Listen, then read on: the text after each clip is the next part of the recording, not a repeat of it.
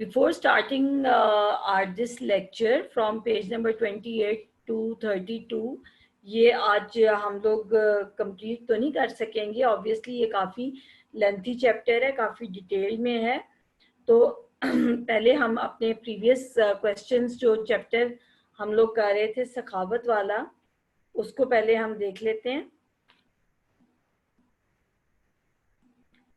چلیں جی, let's start with the hadith. The Holy Prophet sallallahu alaihi wasallam said, Allah does not look at your figures nor at your attire, but he looks at your hearts and deeds. اللہ کو ہماری ظاہری نمود و نمائش جو ہے اس سے ہمیں جو ہے اس کو نہیں دیکھتا, بلکہ وہ دلوں کو جانتا ہے. اور ہماری جتنے بھی اعمال ہیں, ڈیڈز ہمارے اعمال ہیں, تو اللہ تعالیٰ جو ہے ہماری جو بخشش ہے وہ ہمارے اعمال پر ہوئے گی, نہ کہ ظاہری دکھاوے پہ, یا جو ہماری ظاہری جو ہے اپیرنس ہے اس کے اوپر ہماری بخشش ہوگی. تو اپنی لائف میں ان چیزوں کو, اچھے اعمال کو ایڈ کریں. ٹھیک ہے, چلیں جی. Teacher, can we move on to the question answers? Yes, that is سخاوت کی فضیلت اور بخل کی مذمت. اس میں میں نے آپ کو بتایا تھا کہ ہم لوگ صرف شارٹ کویسچن آنسرز کریں گے, ہم نے لانگ کویسچن آنسرز نہیں کرنے. تو اب آپ نے بالکل اس چیز پہ, کیونکہ آلریڈی ہم 3 چیپٹرز کے لانگ کویسچنز بھی کر چکے ہیں, شارٹ بھی کر چکے ہیں. اب یہ جو ہمارے پاس 2 چیپٹرز ہوں گے جن میں فتح مکہ ہے اور سخاوت کی فضیلت اور بخل کی مذمت, ان کے ہم نے صرف شارٹ کویسچن آنسرز ہی کرنے ہیں. ٹھیک ہے, اور اس کے علاوہ میں ابھی آپ کو یہ بتا دیتی ہوں, سخاوت سے متعلق کوئی ایک, کیونکہ اس میں ایک میں نے کویسچن کے اندر نا تھوڑا سا میں نے چینج کیا ہے, وہ آپ دیکھ لیجئے گا. سخاوت سے متعلق کوئی ایک قرآنی آیت لکھیں. ترجمہ کون ہے جو اللہ کو نیک نیت اور خلوص سے قرض دے تو وہ اس کو اس سے دگنا ادا کرے, اس کے لیے عزت کا صلہ یعنی جنت ہے. دوسرا ہے سخاوت کرنے کی تعریف میں ایک حدیث لکھے. رسول صلی اللہ علیہ وسلم نے فرمایا, بے شک اللہ سخی ہے اور سخاوت پسند کرتا ہے. ٹھیک ہے, اس کے بعد آپ کا جو ہے کویسچن نمبر, جی, سخی اور بخیل کے عمل کی وضاحت کریں. جی, اللہ تعالیٰ, پہلے آپ نے ہیڈنگ اوپر ہے سخی کا عمل. اللہ تعالیٰ کہ نیک بندے ہمیشہ غریبوں مسکینوں کو کھانا کھلاتے اور رفع عامہ کے کاموں میں بڑھ چڑھ کر حصہ لیتے ہیں, کبھی کسی سائل کو خالی ہاتھ نہیں لوٹاتے, ضرورت مندوں کی ضرورتیں پوری کرتے ہیں. جب بھی معاشرے میں کوئی قدرتی آفات آتی ہے تو کمر بستہ ہو جاتے ہیں اور اللہ تعالیٰ کے دیے ہوئے مال کو خرچ کرتے ہیں. اب بخیل کا عمل کیا ہے؟ بخیل لوگ ہمیشہ مال و دولت کے حساب میں گم رہتے ہیں, دولت پر سانپ بن کر بیٹھ جاتے ہیں اور اپنی جائز ضروریات پر بھی خرچ نہیں کرتے. ایسے لوگوں کے لیے سخت عذاب ہے. نیکسٹ. اچھا, اب اس میں دیکھیں آپ کی بک میں لکھا ہوا ہے کہ بخل سے بچنے کے متعلق حدیث لکھیں. تو اس میں تو وہ نہیں ہے, اس میں آیت آپ کر دیں, بجائے حدیث کے آپ آیت, بخل سے بچنے کے متعلق آیت کا ترجمہ لکھیں. اس کا کویسچن کو ذرا تھوڑا سا یہ میں نے چینج کیا. ٹھیک ہے, اس کویسچن کو ذرا میں نے تھوڑا سا چینج کیا. بخل سے بچنے کے متعلق آیت کا ترجمہ لکھیں. ٹھیک ہے, آر یو لسننگ اسٹوڈینٹس؟ اس کا یہ دیکھیں, جو مال جمع کرتا ہے اسے گن گن کر رکھتا ہے اور خیال کرتا ہے کہ اس کا مال اس کی ہمیشہ کی زندگی کا معجب ہوگا, ہرگز نہیں, وہ ضرور جہنم میں ڈالا جائے گا. ٹھیک ہے. غزوہ تبوک کے موقع پر حضرت ابوبکر صدیق رضی اللہ تعالیٰ عنہ اور حضرت عمر نے کتنا مال خرچ کیا؟ غزوہ تبوک کے موقع پر حضرت ابوبکر نے اپنے گھر کا سارا سامان اور حضرت عمر فاروق رضی اللہ تعالیٰ نے اپنے گھر کا آدھا سامان اللہ تعالیٰ کی راہ میں دے دیا. اب آگے خالی جگہ پر کریں, دیکھ لیں ذرا, جلدی سے نکالیں, یہ دیکھ لیں. سخاوت کرنے والے کو سخی کہتے ہیں. ٹھیک ہے, یہ آپشن لکھا ہوا ہے. بخل کرنے والے کو بخیل کہتے ہیں. یہ لکھا ہوا ہے. آپ صلی اللہ علیہ وسلم کے دروازے سے کبھی کوئی سائل خالی ہاتھ نہیں گیا. حضرت عثمان رضی اللہ تعالیٰ عنہ کا سخاوت کی وجہ سے لقب بھی غنی مشہور ہو گیا. اللہ تعالیٰ بخل کو مٹاتا ہے اور صدقات کو بڑھاتا ہے. چل نیکسٹ ہے درست جواب پر نشان لگائیں. ٹھیک ہے, ٹک کا نشان آپ نے لگانا ہے. سب سے پہلا ہے سخاوت کرنے والے کو کیا کہتے ہیں؟ سخی. اس کے بعد آ رہا ہے جناب سخاوت کے مقابلہ میں کون سا لفظ آتا ہے؟ بخل. پھر آ رہا ہے سخاوت کی وجہ سے کس صحابی رضی اللہ تعالیٰ عنہ کا لقب غنی مشہور ہو گیا؟ حضرت عثمان. اس کے بعد ہے غزوہ تبوک کے موقع پر کس صحابی رضی اللہ تعالیٰ عنہ نے اپنا سارا مال اللہ تعالیٰ کی راہ میں خرچ کیا؟ دیٹ از حضرت ابو بکر صدیق رضی اللہ تعالیٰ عنہ. اس کے بعد اللہ تعالیٰ کس عمل کو پسند کرتا ہے؟ سخاوت کو. ٹھیک ہے, اب یہ سارا آپ نے اپنی نیٹ کاپیز میں کرنا ہے. ٹھیک ہے, یہ سب آپ نے اپنی نیٹ کاپیز کے اندر اس کو لکھنا ہے, اور انشاءاللہ جب اسکول کھلیں گے تو اس کے بعد پھر ہم اس کو جو ہے وہ دیکھیں گے. اچھا جی, اب ہم اپنے ٹاپک کی طرف آتے ہیں, دیٹ از سیرت طیبہ میں فتح مکہ. جی, اللہ تعالیٰ نے انسانوں کی ہدایت کے لیے نبیوں اور رسولوں کو مبعوث فرمایا. ہر نبی کی زندگی دوسرے انسانوں کے لیے بہترین نمونہ ہوتی ہے. ہمارے نبی حضرت محمد صلی اللہ علیہ وسلم آخری نبی ہیں. اب قیامت تک کے لیے آپ صلی اللہ علیہ وسلم کی مبارک زندگی ہدایت حاصل کرنے کا واحد ذریعہ ہے. اس باب میں دین اسلام کی ترویج و اشاعت کی خاطر رسول اکرم صلی اللہ علیہ وسلم اور صحابہ کرام رضی اللہ تعالیٰ عنہم کی اثار و قربانی کی درخشاں مثالوں کا ذکر کیا گیا ہے, اور سیرت طیبہ کے چند پہلوؤں پر روشنی ڈالی گئی ہے. ٹھیک ہے, اس کے اندر ہم حضور صلی اللہ علیہ وسلم کی جو ان کی زندگی کا تھا دور تھا, اس کے اوپر درخشاں ہوتا ہے چمکدار. تو ان کے حضور صلی اللہ علیہ وسلم کے جتنی بھی ان کی لائف میں جو ان کی اچیومنٹس تھیں, ان کی فتوحات تھیں, یا انہوں نے جو دین کے لیے کام کیا, دین کی اشاعت کے لیے کام کیا, اس سب کے بارے میں اس کے اندر ڈیٹیل سے بتایا گیا ہے.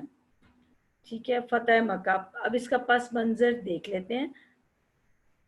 صلح حدیبیہ میں مسلمانوں اور قریش مکہ کے درمیان یہ طے پایا تھا کہ دونوں 10 سال تک جنگ نہیں کریں گے. عرب قبائل جس فریق کے ساتھ ملنا چاہیں مل جائیں. قبیلہ بنو خزاعہ مسلمانوں کا حلیف بن گیا. حلیف کہتے ہیں ساتھی, حلیف کہتے ہیں ساتھی کو. حلیف بن گیا, جبکہ بنو بکر نے قریش مکہ کے ساتھ معاہدہ کر لیا. یعنی وہ قریش مکہ کے ساتھ بنو بکر مل گئے, اور بنو خزاعہ جو تھے وہ حضور صلی اللہ علیہ وسلم کے ساتھی بن گئے تھے. پرانی دشمنی کی بنا پر بنو بکر نے بنو خزاعہ پر رات کی تاریکی میں حملہ کر دیا. بنو خزاعہ نے مجبوراً خانہ کعبہ میں پناہ لی, لیکن بنو بکر نے حرم میں داخل ہو کر بنو خزاعہ کا خون بہایا. قریش مکہ نے بنو بکر کا بھرپور ساتھ دیا. ظاہری بات ہے, وہ کیونکہ مسلمانوں کے تو وہ خلاف تھے, وہ ویسے ہی چاہتے تھے کہ مسلمانوں کو ویسے ہی مار دیں تاکہ دین جو ہے وہ نہ پھیلے. تو پھر کیا ہوا کہ وہ جو قریش تھے وہ بھی بنو بکر کے ساتھ ہی مل گئے, اور انہوں نے بنو بکر کو ہی سپورٹ کیا. بنو خزاعہ کے ایک وفد نے رسول اکرم صلی اللہ علیہ وسلم کی خدمت میں حاضر ہو کر عرض کی کہ قریش اور بنو بکر نے معاہدے کی خلاف ورزی کی ہے, اور خانہ کعبہ کی حرمت کا بھی خیال نہیں, حرمت ہوتا ہے اس کی عزت, کا بھی خیال نہیں رکھا. ہم آپ صلی اللہ علیہ وسلم کے حلیف ہیں, آپ صلی اللہ علیہ وسلم ہماری مدد کریں. اب یہاں پہ انہوں نے جو بنو خزاعہ تھا انہوں نے حضور صلی اللہ علیہ وسلم سے ریکویسٹ کی، التجا کی کہ آپ، کیونکہ ہم آپ کے ساتھی ہیں، ہم نے آپ کی سپورٹ میں ہم کھڑے ہوئے ہیں، تو آپ ہماری مدد کریں، ہمارے ساتھ یہ ظلم ہوا ہے۔ تو نبی اکرم صلی اللہ علیہ وسلم نے حضرت سمرو رضی اللہ تعالیٰ عنہ کو قریش مکہ کی طرف بھیجا اور درج ذیل 3 شرطیں پیش کیں کہ ان میں سے کسی ایک کو اختیار کر لیں تاکہ تمام حجت ہو جائے۔ چلیں جی، بنو خزاعہ کے مقتولین کا خون بہا دیں، یعنی کہ ان کو رینسم دیں، یعنی جو لوگ، یا دوسری شرط یہ تھی کہ بنو بکر کی حمایت سے دستبردار ہو جائیں، ٹھیک ہے، یعنی کہ یہ قریش کے آگے انہوں نے شرط رکھی تھی، تاکہ، یا پھر یہ تھا کہ معاہدہ حدیبیہ کے ختم کرنے کا اعلان کریں۔ اب بظاہر جس وقت یہ معاہدہ ہوا تھا اس وقت حضرت عمر نے جو تھا وہ بڑی اپوزیشن کی تھی، انہوں نے کہا تھا یا رسول اللہ یہ تو ساری شرطیں جو ہیں یہ مسلمانوں کے اگینسٹ جا رہی ہیں، یعنی اس میں کہیں بھی مسلمانوں کو تو فیور ہی نہیں کیا گیا، اس میں تو 100% جو ہے انہوں نے ہر وہ شرط رکھی ہے جس میں کہ کفار مکہ جو ہیں، جو قریش ہیں، ان کو فائدہ ہو۔ تو اس کے اوپر پھر حضور صلی اللہ علیہ وسلم نے حضرت عمر کو تسلی دی تھی اور انہیں کہا تھا کہ عمر، اللہ انشاءاللہ اس کو ایک فتح میں بدل دے گا اور تم فکر نہیں کرو۔ اور وہی ہوا کہ قریش مکہ نے جلد بازی کا مظاہرہ کرتے ہوئے تیسری شرط قبول کر لی، یعنی انہوں نے معاہدہ خود ہی ڈیزالو کر دیا، خود ہی ختم کر دیا۔ جلد ہی قریش کو اپنی بد عہدی، یعنی وعدہ توڑنا، بد عہدی کہتے ہیں وعدہ توڑنا، بد عہدی کا احساس ہو گیا۔ انہوں نے ابو سفیان کو اپنا نمائندہ بنا کر مدینہ منورہ بھیجا تاکہ حدیبیہ کے معاہدے کی پھر سے تجدید، یعنی نئے سرے سے اس کو یعنی رینیو کیا جائے، تجدید کی جائے نئے سرے سے۔ ابو سفیان رسول اللہ صلی اللہ علیہ وسلم کی خدمت میں حاضر ہوا، آپ صلی اللہ علیہ وسلم نے اسے کوئی جواب نہ دیا۔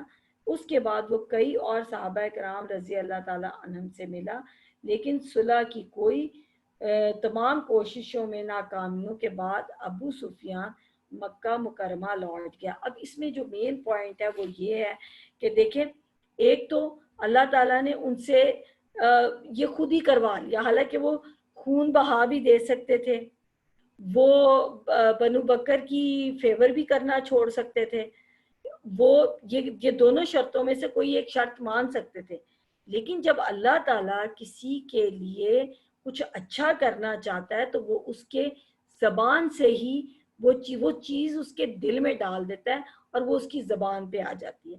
تو یہی حال جو ہے وہ قریش کے ساتھ ہوا کہ انہوں نے جلد بازی میں جو ہے وہ تیسری شرط کو مان لیا، جس میں یہ تھا کہ معاہدہ جو ہے اس کو ختم کر دیا جائے، حالانکہ وہ معاہدہ تو 100% جو تھا وہ سپورٹ کر رہا تھا قریش کو، اور لیکن کیونکہ اللہ تعالیٰ اب مسلمانوں کو ایک میجورٹی کی فارم میں، تعداد میں، پوری امتیں جو پوری دنیا تھی اس کے اوپر وہ جو ہے پھیلانا چاہتا تھا اسلام کو، تو اس وجہ سے اللہ تعالیٰ نے انہی کے منہ سے یہ بات نکلوائی اور انہوں نے وہ معاہدہ جو ہے اس کو ختم کر دیا۔